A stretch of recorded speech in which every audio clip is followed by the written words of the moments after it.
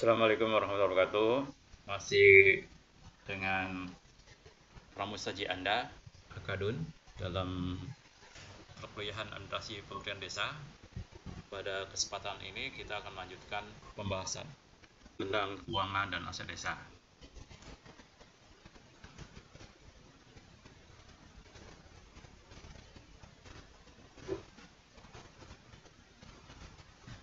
Nah, apa sih keuangan desa? Keuangan desa adalah semua hak dan kewajiban desa yang dapat dinilai dengan uang. Hak dan kewajiban desa ya yang dapat dinilai dengan uang serta segala sesuatu berupa uang dan barang yang berhubungan dengan pelaksanaan hak dan kewajiban desa tersebut. Hak dan kewajiban sebagaimana dimaksud di atas menimbulkan pendapatan, belanja, pembiayaan, pengelolaan keuangan desa. Jadi kalau misalnya ketika desa melayani mendapatkan uang, maka itu juga termasuk keuangan desa. Ketika pemerintah desa membeli kertas, fotokopi gitu ya, membeli alat-alat tulis, alat-alat kantor gitu ya, atau membangun gedung, memperbaiki sarana RT RW ya, memberikan sumbangan untuk pengelolaan posyandu uang ya, itu termasuk dalam keuangan desa juga. Nah, kita setting ke belakang ini ada 5 kebijakan pokok baru dalam penatapan pemerintahan desa, yaitu setelah munculnya Undang-Undang Nomor 32 tahun 2004 atau PP Nomor 72 tahun 2005 tentang keuangan desa ya. Itu kemarin kita sudah bahas tentang dana desa ya, tapi sebelumnya sebelum muncul dana desa ini ada penguatan juga ya. Pertama, yang hasil 5 kebijakan itu adalah untuk penatapan pemerintahan desa itu adalah penambahan kewenangan desa. Kewenangan desa baru kewenangan kabupaten silakannya. Pada waktu Undang-Undang Nomor 32 tahun 2004 itu kewenangan itu dari pemerintah pusat diserahkan kabupaten kota. Nah, kabupaten kota diserahkan ke desa gitu ya. Nah, celakanya banyak kabupaten kota yang tidak menyerahkan kewenangan-kewenangan tersebut kepada desa, walaupun secara real dilakukan oleh desa gitu ya. Nah, banyak gitu ya.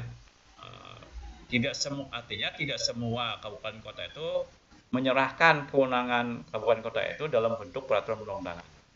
Yaitu misalkan dalam bentuk perda gitu ya. Nah, misalnya kalau kita lihat misalnya yang ada itu saya baca itu di yang real itu ada di Kabupaten Bandung. Kabupaten Bandung itu telah membuat perda tentang penyerahan kewenangan ini gitu ya. Tapi di tempat lain belum ada gitu ya. Masih banyak juga yang belum ada gitu. Yang kedua ada kepastian sumber-sumber keuangan desa. Nah, ini ada kepastian apalagi sekarang ada dana desa berarti ada kepastian sekali, yaitu bagi hasil pajak daerah ya, bagi hasil retribusi daerah, lalu bagian dari dana perimbangan keuangan pusat dan daerah yang diterima kabupaten kota. Nah, itu muncul yang namanya ADD, alokasi dana desa. Jadi bagian dari dana perimbangan keuangan pusat dan daerah yang diterima kabupaten kota. Lalu juga memperkuat kedudukan kepala desa. Nah, ini pertama, kepala desa itu dilarang menjadi pengurus partai politik. Tapi boleh menjadi anggota partai politik, jadi pengurus tidak boleh. Lalu kedudukan keuangan. Nah, ada kepala desa itu ya. Jadi ada honor atau pendapatan tetap lah gitu ya. Lalu ada pola pertanggungjawaban. Nah, juga ada pola pertanggungjawabannya. Sebenarnya kita sudah bahas ini ya. Lalu ada prinsip demokrasi desa, musyawarah untuk mufakat dalam penetapan kebijakan desa. Nah, ini ada waktu itu kan kalau 2299 ada Badan Perwakilan Desa BPD itu sekarang menjadi Badan Perwakilan Desa. Lalu mendorong peningkatan kinerja administrasi desa. Nah, pada waktu itu sekretaris desa itu jadi diisi dari pegawai negeri sipil, tapi seperti kita pernah bahas di awal-awal bahwa yang namanya pemerintah desa itu bukan lembaga pemerintah ya, Nah, karena bukan tanggung jawab pemerintah itu ya tidak boleh diisi oleh ini oleh pegawai negeri, ya kan? Ini memang nggak tahu aturannya seperti apa ya ini yang berarti sebenarnya memperkuat ya. Tapi memang ada dualisme kepemimpinan itu ya. Ya di lapangan itu kepala desa pendapatannya kecil, kalau stres desa pendapatannya besar dan tetap lagi kan itu. Jadi lucu, makanya mungkin ini dihapuskan lagi nih ya. Di akhirnya undang-undang berikutnya itu menghapuskan ini. Kembali lagi bahwa sekretaris desa itu ya isi bukan non PNS ya. Nah itu ya. Lalu sumber-sumber keuangan desa itu ada pendapatan asli desa, bagi hasil pajak daerah kabupaten kota yang sebesar 10% untuk desa, lalu bagi hasil retribusi daerah kabupaten kota yang 10% juga bagian dari dana perimbangan keuangan yang diterima dari kabupaten kota, 10% untuk desa, ya ini alokasi dana desa.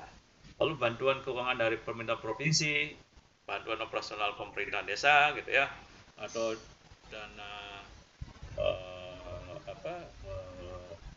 yang sifatnya infrastruktur gitu yang dikompetitifkan gitu ya, dan juga pusat, provinsi dan kabupaten, lalu hibah dan sumbangan pihak ketiga, dan bisa swasta bisa, dari masyarakat bisa ya.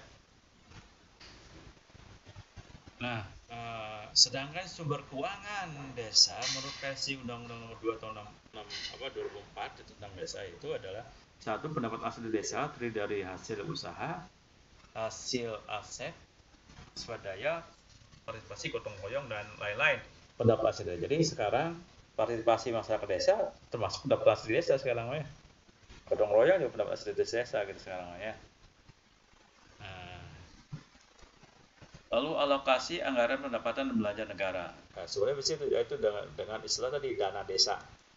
Lalu bagian dari hasil pajak daerah dan distribusi daerah kabupaten kota. Yaitu tadi yang kita bahas. Lalu alokasi dana desa yang merupakan bagian dari pembimbingan yang diterima kabupaten kota. Nah, lalu bantuan keuangan dari anggaran pendapatan belanja daerah provinsi dan anggaran pendapatan belanja daerah kabupaten. Itu juga bisa. Jadi macam-macam ya bisa. Hibah dan sumbangan tidak mengikat dari pihak ketiga, dan terakhir adalah pendapatan besar termasuk pinjaman ya. Nah, bagaimana sekarang hubungan antara kewenangan desa dengan sumber-sumber keuangan desa, prinsip money follow function atau money follow program ya sekarang ya. Nah, kewenangan desa, ingatkan, saya ulangi lagi bahwa kalau sumber keuangannya dana desa, ini ada dana desa ya, itu bisa untuk melakukan kewenangan yang sudah ada berdasarkan hak asal usul desa dan kewenangan lokal bersama desa itu ya. Kalau untuk dana desa itu seperti itu, bisa dua itu. Nah, kalau kewenangan yang sudah ada berdasarkan desa atau asal usul ada bisa ada, ini misalnya bisa dari hibah atau sumbangan pihak ketiga atau bisa dari pendapatan asli. Nah, sekarang itu kalau kewenangan berdasarkan hak adat jadi tiga sekarang ya, bisa dari pendapatan asli desa, keuangannya itu kegiatan-kegiatan atau program-program itu dibiayai oleh pendapatan asli desa, bisa dari hibah dan sumbangan pihak ketiga, dan bisa dari dana desa itu ya, tiga itu, jadi bisa itu. Lalu kewenangan kabupaten kota yang diserahkan pengaturannya kepada desa. Nah, ini yang tidak ada. Ya, ini tidak sekarang namanya kewenangan lokal skala desa. Jadi kewenangan lokal skala desa berarti bisa didanai oleh dana desa bagi hasil pajak kabupaten kota, bagi hasil kabupaten kota, dan alokasi dana desa. Jadi kewenangan lokal skala desa sekali lagi bisa dari dana desa, biayainya kegiatan dan programnya itu ya. Lalu bisa dari bagi hasil pajak daerah, bagi hasil retribusi daerah dan ADD. Tugas pembantuan dari pemerintah provinsi kabupaten kota. Nah, ini kalau tugas pembantuan ini jelas bantuan keuangan dari pemerintah provinsi bersama yaitu yang memberikan tugas bantuan itu gitu ya. Nah, sedangkan urusan lain yang oleh peraturan perundangan diserahkan kepada desa, pembinaan kehidupan bangsa dan negara, bagaimana membina Pancasila, NKRI, Undang-Undang 45. Nah, itu bisa saja ini ya bantuan dari pemerintah pusat, provinsi kabupaten kota, dan atau bisa didanai kalau dimungkinkan dana alokasi desa. Nah, itu saya kira bagaimana kaitan kewenangan dengan sumber-sumber keuangan. Nah, apa itu pendapatan asli desa? Pendapatan asli desa itu bisa hasil usaha desa. Nah, ini kalau sekarang sekarang mah polanya berubah semua nih ya, tidak seperti ini ya. Sekarang itu semua aset itu diserahkan ke menjadi penyertaan modal dari pemerintah desa ke BUMDes, dan hasilnya dikelolanya oleh BUMDes gitu ya, sehingga bisa mendapatkan diatur dalam persentase berapa 30%, 40% menjadi sumber pendapatan asli desa. Nah, itu sekarang modelnya begitu akan lebih baik. Tapi bisa saja gitu ya, hasil usaha desa, bagian laba badan usaha desa, hasil usaha ekonomi desa, simpan pinjam, yang sebenarnya sekarang mah dilakukan oleh BUMDes sekarang ya. Bagian laba dari lumbung pangan desa, nah ini serahkan ke BUMDes lagi, hasil kerjasama dengan pihak ketiga, lain-lain. Nah, ya melalui ininya harusnya sih jangan melalui desa sendiri ya, akan lebih baik melalui BUMDes. Nah, termasuk juga tanah kas desa, ini pasar desa, tambatan perahu, bangunan desa, pelelangan ikan, dan lain-lain kekayaan alam desa ini sebenarnya harus tadi menjadi penyertaan modal pemerintah desa kepada BUMDes. Lalu hasil swadaya, gotong royong, dan partisipasi masyarakat desa bisa kontribusi dana, kontribusi inaturas, tenaga, bahan baku lokal yang dapat itu untuk lain-lain pendapatan yang sah juga dari pemerintah pusat, provinsi kabupaten, dana darurat dari pemerintah dalam rangka penanggulangan korban, kerusakan akibat bencana alam, dan pendapat itu bukan pinjamannya bisa ya. Nah, ini lalu bagi hasil pajak restitusi daerah itu kabupaten kota itu kepada desa, ini modelnya ada macam-macam ya. Pertama, hasil pajak restitusi daerah itu minimal 10% untuk desa kan. Nah, ada dua alternatif nih. Ada yang namanya keadilan kolektif, 10% dari hasil penerimaan pajak restitusi daerah itu di desa bersangkutan. Jadi kalau misalkan sumbangsi desa tersebut kepada pajak dan restitusi itu berapa, nah 10%-nya itu dibalikan lagi ke desa seperti dana perimbangan gitu ya. Lalu juga keadilan yang subjektif ya 10% dari total penerimaan pajak restitusi daerah dibagi secara merata untuk seluruh desa. Jadi setelah dikumpulkan dulu berapa pajak dan restitusi daerah itu yang dikumpulkan oleh kabupaten dan kota, nah baru dibagi rata 10% lalu dibagi sesuai dengan pola yang ada gitu, rumus yang ada biasanya dalam melalui Pergub setiap tahun. Nah, ideanya perpaduan akomodasi antara dua pendekatan keadilan. Nah, bantuan keuangan dari pusat, provinsi, dan kabupaten kota kepada desa ini dua pertimbangan kebijakan. Pertama, pelaksanaan asas tugas pembantuan atau untuk akselerasi pembangunan desa. Jadi bantuan-bantuan yang dari pemerintah pusat, provinsi, kabupaten kota itu mengakselerasi atau tugas pembantuan. Ya. Ada dua pola alokasi ini ya, ada program indikatif pemerintah desa sebagai pelaksana. Lalu ada dana tunai transfer pemerintah desa berwenang mengatur. Jadi ada kalau sekarang tugas pembangunan ya tinggal melaksanakan gitu, tapi ada juga uangnya ditransfer lalu bagaimana pengelolaannya di mana desa gitu. Nah, ada dua pola pertimbangan ini kompetisi proposal antar desa, misalkan dana infrastruktur dari provinsi Jawa Barat gitu ya misalnya itu dikompetisikan. Walaupun ada dasarnya akhirnya bergiliran gitu ya. Lalu pemenuhan kebutuhan seluruh desa, nah itu ya untuk dana transfer. Jadi provinsi Jawa Barat itu dua model ini digunakannya.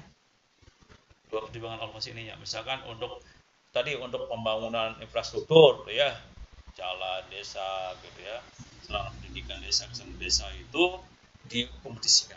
Tapi untuk pembangunan kebutuhan seluruh desa ada BOP gitu ya, Badan Operasional Pemerintahan Desa.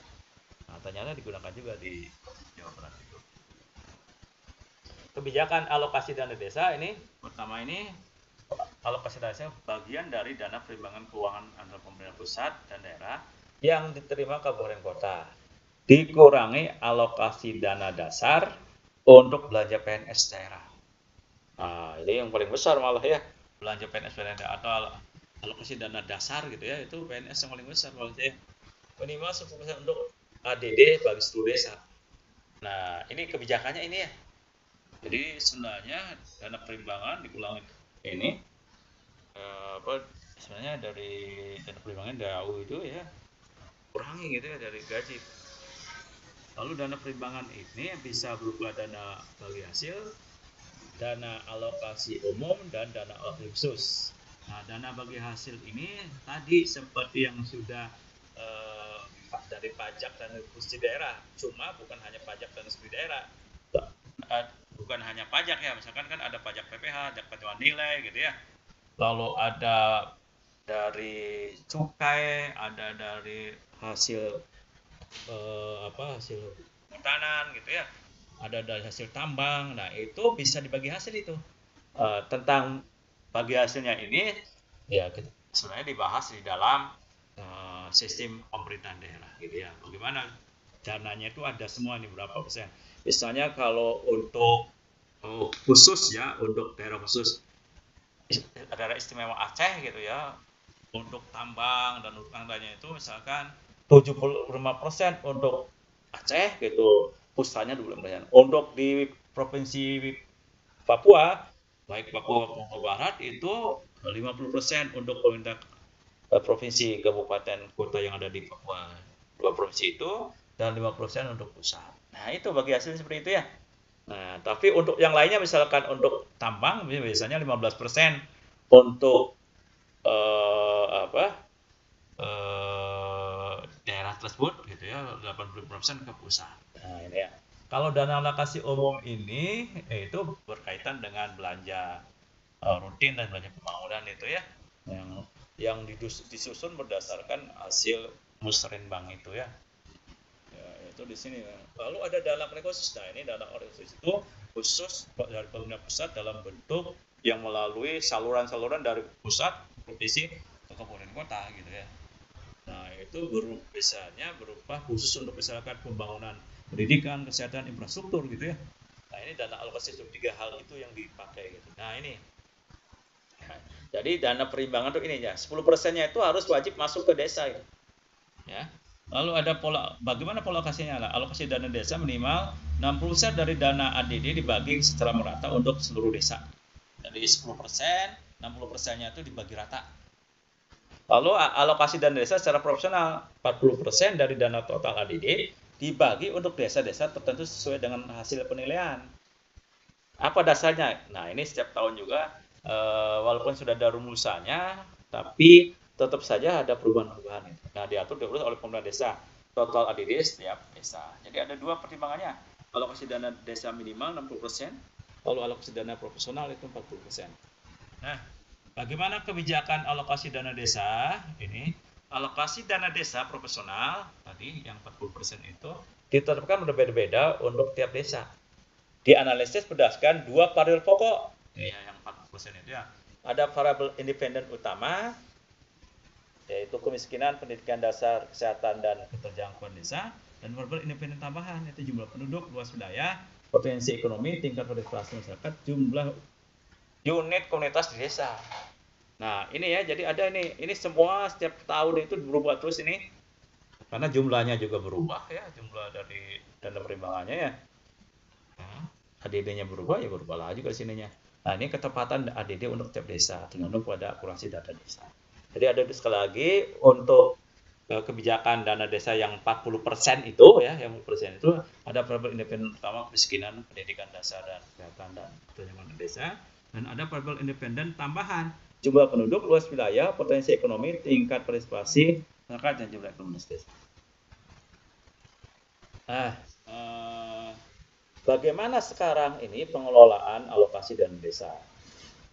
Termasuk juga pengelolaan dana desa ya. Prinsip kebijakan alokasi dana desa pertama mendorong semangat desentralisasi, khususnya desentralisasi fiskal sejalan desentralisasi kewenangan. Lalu dialokasikan secara adil, transparan dan akuntabel, pasti dan dapat diukur kinerja hasil kegiatan. Jadi kinerjanya itu harus ini jelas gitu ya. Tujuan alokasi dana desa memperkuat kedudukan desa sebagai garis depan pemerintahan secara nasional, meningkatkan kemampuan desa dalam menetapkan kebijakan dan program serta pembiayaan pembangunan desa sesuai dengan efisiensi masalah dan prioritas kebutuhan masyarakat. Lalu meningkatkan efektivitas perencanaan pembangunan desa secara partisipatif dan meningkatkan efektivitas pelayanan pemerintahan desa kepada masyarakat. Bagaimana mekanisme pengelolaan alokasi dana desa? Itu menyatu dengan pengelolaan APBDes gitu ya, termasuk dengan ada di DD tadi, ada perencanaan, penyusunan rencana kerja pembangunan desa, RKP desa pada forum musrembang des gitu ya. Lalu penyusunan rencana kerja dan anggaran, RKPD desa ya, itu RKA rencana kerja dan anggaran operasional Pendes dan RKK pemberdayaan masyarakat. Nah, bagaimana pembahasan dan penetapan Perdes tentang APBDes ini? Kades bersama BPD membahas rancangan peraturan desa tentang RAPBDes. Penetapan Perdes tentang APBDes. Itu dua hal. Jadi dibahas dulu dengan BPD baru ditetapkan. Lalu bagaimana pencairan ADD-nya? Kades mengajukan usulan kepada bupati atau wali kota surat permintaan pembayaran, nomor rekening desa, keputusan Kades tentang kuasa pengguna anggaran, dan bendahara. Bagian keuangan kabupaten kota memproses administrasi pencairan dan mentransfer dana desa kepada rekening desa di bank yang dituju tadi yang sudah ada rekening masing-masing itu. Lalu dicairkan secara periodik bulanan setelah pertanggungjawaban realisasi dana ADD periode sebelumnya. Jadi kalau kita 4 bulanan, berarti kalau 4 bulan sebelumnya itu sudah beres pertanggungjawaban, baru akan cair yang untuk 1 bulan yang keduanya itu ya. Pencairan dana desa di bank oleh KPA dan bendahara. Jadi tadi kuasa pengguna anggaran dan bendahara desa. Bagaimana mekanisme pengelolaan dana desa? Sekarang pelaksana kegiatannya oleh pejabat pelaksana teknis kegiatan diterapkan dengan keputusan Kades. Misalnya lokasi pemerintahan gitu ya, di pembangunan gitu ya. Lalu administrasi dana desa oleh kuasa pengguna anggaran dan bendahara tadi yang terima yang bertanggungjawabkan juga ya. Lalu bagaimana pertanggungjawaban pelaporannya? Pertanggungjawaban ADD terintegrasi dengan pertanggungjawaban APBDes. Jenis pelaporan, laporan berkala dan laporan akhir. Jadi laporan berkala tadi yang 4 bulanan gitu ya. Lalu laporan akhir. Laporan penggunaan dana dari Kades kepada Bupati melalui camat. Kecamatan membuat laporan rekapan dari seluruh laporan tingkat desa dan secara bertahap dilaporkan kepada Bupati. Nah, pembinaan dan pengawasan, pemerintah provinsi wajib mengkoordinasikan pemberian dan penyaluran ADD dari kabupaten kota kepada desa. Pemerintah kabupaten kota wajib membina dan mengawasi pelaksanaan pengelolaan keuangan desa, termasuk ADD. Camat wajib memfasilitasi dan mengkoordinasi pengelolaan keuangan desa, termasuk ADD. Nah, arah penggunaan ADD ini ada 2, ini untuk pemerintahan desa, terutama untuk biaya operasional sebesar 30%, untuk pemberdayaan masyarakat sebesar 70% nih ADD itu ya. Nah, contoh biaya operasional itu penghasilan tetap Kades dan perangkat desa, biaya operasional pemberdayaan desa dan biaya operasional BPD. Nah, namun bagi desa yang belum mampu biaya penghasilan tetap Kades dan perangkat desa wajib dibiayai oleh APBD kabupaten kota. Nah, untuk pemberdayaan masyarakat yang 70% dari ADD yang terima itu adalah penanggulangan kemiskinan, pengembangan BUMDes, pendayagunaan teknologi tepat guna, pembangunan kesehatan, bantuan operasional LPM gitu ya, bantuan operasional PKK, bantuan operasional RT/RW, dusun, pengembangan badan usaha milik desa, bidang pendidikan luar sekolah dan infrastruktur dan lain. Nah, APBDes ya, ini kita mulai lagi kepada des. Pada anggaran pendapatan belanja desa terdiri dari atas bagian pendapatan, belanja dan pembiayaan. Jadi ada APBDes ada 3, ada pendapatan, belanja dan pembiayaan desa. Rancangan anggaran pendapatan dan belanja desa diajukan oleh kepala desa dan dimusyawarahkan bersama Badan Permusyawaratan Desa. Sesuai dengan hasil musyawarah sebagaimana dimaksud di atas, kepala desa menetapkan anggaran pendapatan belanja desa setiap tahun dengan peraturan desa. Jadi yang menetapkannya tetap adalah kepala desa, tapi dimusyawarahkan dulu dengan BPD. Nah, apa itu belanja desa? Belanja desa diprioritaskan untuk memenuhi kebutuhan pembangunan yang disepakati dalam musyawarah desa dan sesuai dengan prioritas pemerintah daerah kabupaten kota, pemerintah daerah provinsi dan pemerintah.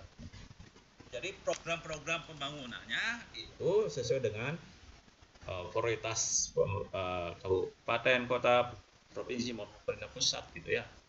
Nah, itu musyawarahnya. Jadi guideline-nya, pedomannya itu yaitu program-program prioritas yang ada di kabupaten, di provinsi, di pusat gitu. Nah, baru boleh dimusyawarahkan sekitar itu saja gitu ya. Itu. Lalu kebutuhan pembangunan sebagaimana dimaksud di atas meliputi tetapi tidak terbatas pada kebutuhan primer, pelayanan dasar, lingkungan, dan kegiatan pemberdayaan masyarakat desa. Nah, apa itu aset desa? Aset desa dapat berupa tanah kas desa, tanah ulayat desa, pasar hewan, tambuhan perahu, bangunan desa, pelelangan ikan, pelelangan hasil pertanian, hutan milik desa, mata air milik desa, dan pemandian umum dan aset lainnya milik desa. Nah, aset desa lainnya itu misalnya kekayaan desa yang dibeli atau diperoleh atas beban anggaran pendapatan belanja negara, anggaran pendapatan belanja daerah, dan serta anggaran pendapatan belanja desa. Bisa ya jadikan aset desa itu ya. Kalau misalkan dari pusat serahkan udah untuk desa saja gitu ya. Walaupun anggarannya dari APBN atau APBD provinsi atau APBD kabupaten kota. Kekayaan desa yang diperoleh dari hibah dan sumbangan atau sejenis. Biasanya ada suatu perusahaan membangun instalasi air bersih gitu ya. Nah, itu langsung diserahkan ke desa gitu ya. Kekayaan desa yang diperoleh sebagaimana pelaksanaan dari perjanjian kontrak dan lain-lain sesuai dengan ketentuan peraturan. Lalu hasil kerjasama dengan desa dan kekayaan desa yang berasal dari perolehan lainnya yang sah. Ya, mulai apa saja ya. Nah, pengelolaan aset desa ini, pengelolaan kekayaan milik desa dilaksanakan berdasarkan asas kepentingan umum, fungsional dan berdasarkan hukum, terbuka, efisiensi, aktivitas, dan kepastian nilai. Nah, kalau lebih baik tadi diserahkan ke BUMDes gitu ya. Lalu pengelolaan kekayaan desa dilakukan untuk meningkatkan kesejahteraan dan taraf hidup masyarakat desa serta meningkatkan pendapatan desa. Walaupun diserahkan BUMDes, tapi tujuan utamanya tetap bagaimana sebenarnya supaya rakyat sejahtera, taraf hidup masyarakat meningkat.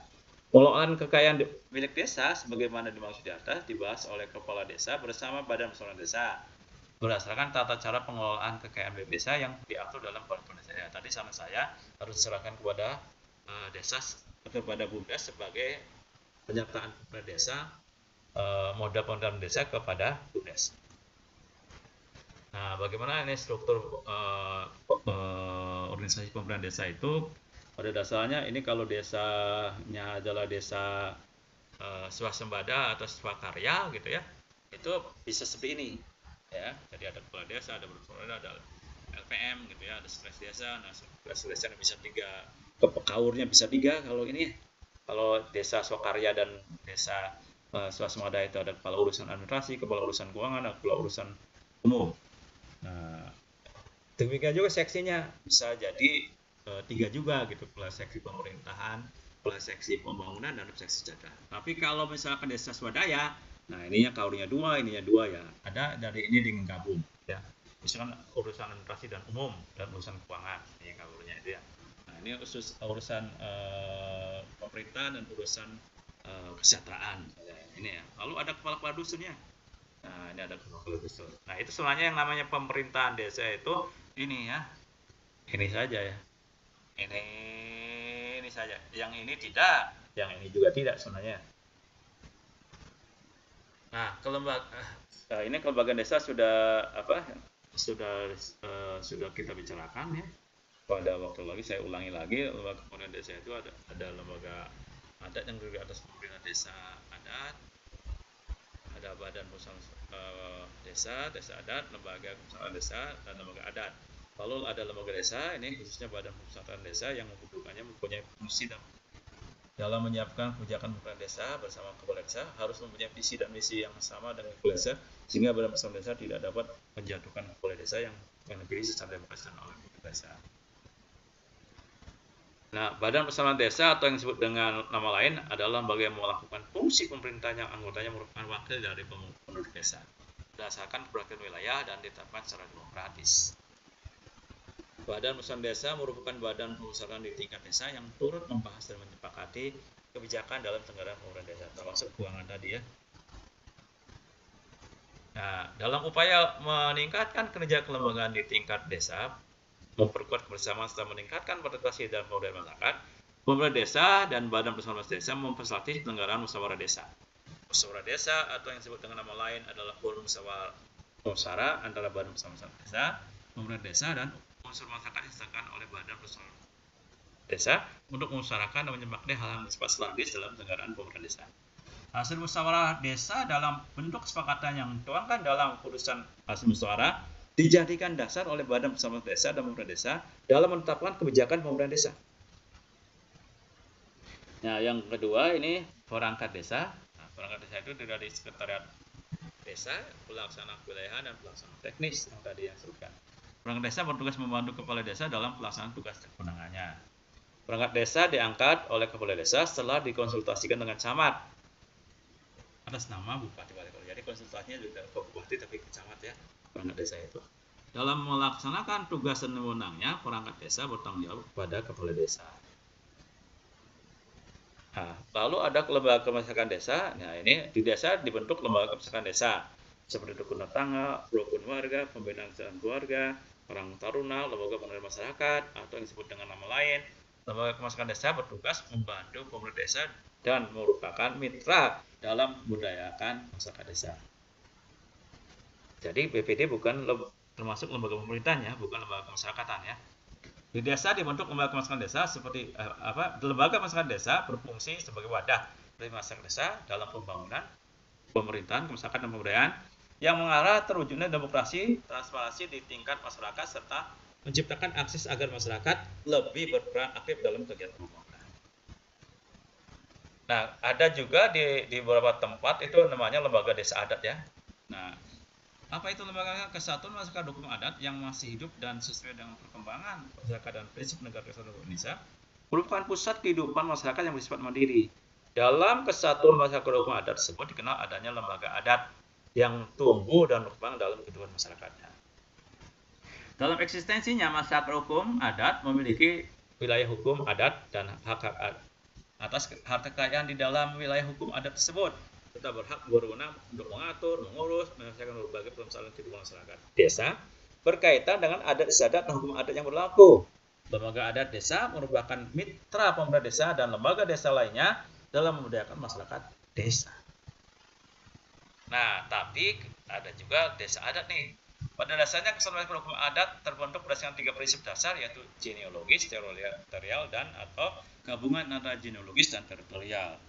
Negara mengakui dan menghormati kesatuan masyarakat hukum adat beserta hak tradisionalnya sepanjang masih hidup dan sesuai dengan perkembangan masyarakat dan prinsip negara kesatuan Republik Indonesia. Implementasi dari kesatuan hukum adat tersebut telah ada dan hidup di wilayah negara kesatuan Republik Indonesia seperti hutan, nagari di Sumatera Utara, nagori di Sumatera, kampung di Aceh, nagari di Minangkabau, marga di Sumatera bagian selatan, Tiuh atau Pekuan di Lampung, desa Pakraman, desa adat di Bali, Lembang di Toraja, Banua dan Wona di Kalimantan, dan negeri di Palu. Nah, itu bagian dari desa-desa adat ya. Nah, ini pengelolaan keuangan desa, dasar hukumnya tadi ini mulai dari Undang-Undang Nomor 17 Tahun 2000 tentang keuangan negara, Undang-Undang 1 Tahun 2004 tentang pendanaan negara, sampai gitu ya, sampai undang-undang tentang desa itu tadi ya. Nah, keuangan desa tadi sudah. Ini keuangan desa itu semua hak dan kewajiban dalam rangka penyelenggaraan pemerintahan desa yang dapat dinilai dengan uang. Adalah pengelolaan keuangan desa tadi keseluruhannya proses kegiatan melalui perencanaan, penganggaran, pelaksanaan, pendaftaran usaha, pelaporan tanggung jawab, serta pengawasan keuangan desa. Anggaran pendapatan belanja desa, ini rencana keuangan tahunan pemerintah desa yang dibahas dan disetujui bersama oleh pemerintah desa dan badan permusyawaratan desa yang ditetapkan oleh pemerintah desa. Nah, asas pengelolaan keuangan desa itu pertama, keuangan desa dikelola berdasarkan asas-asas transparan, akuntabel, partisipatif, serta dilakukan dengan tertib dan disiplin anggaran. Pengelolaan keuangan desa dilaksanakan dalam masa 1 tahun anggaran. yang dimulai tanggal 1 Januari sampai dengan tanggal 31 Desember. Nah, tadi pengelolaan keuangan desa, pemegang kekuasaan pengelolaan keuangan desa adalah kepala desa yang karena jabatannya punya kewenangan menyelenggarakan keseluruhan pengelolaan keuangan desa. Kepala desa sebagai kepala pemerintah desa dan sebagai pemegang kekuasaan pengelolaan keuangan desa mewakili pemerintah desa dalam pemilikan kekayaan desa yang dipisahkan. Kepala desa dalam melaksanakan pengelolaan keuangan desa dibantu oleh pelaksana teknis pengelolaan keuangan desa.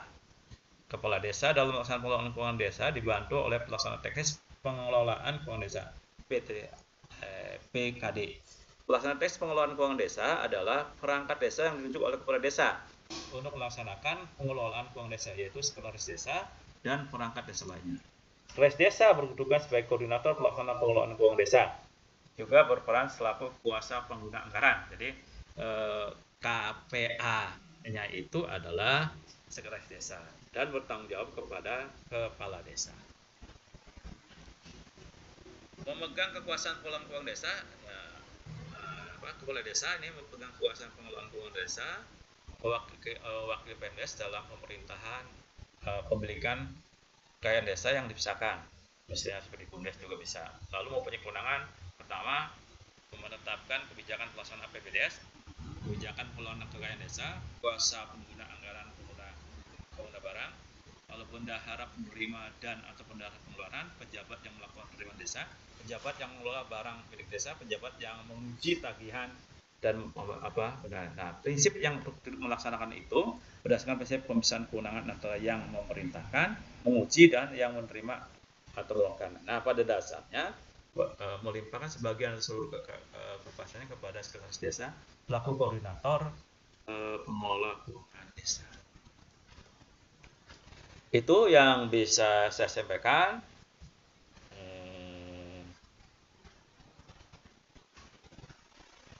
Terima kasih sekali lagi. Assalamualaikum warahmatullahi wabarakatuh.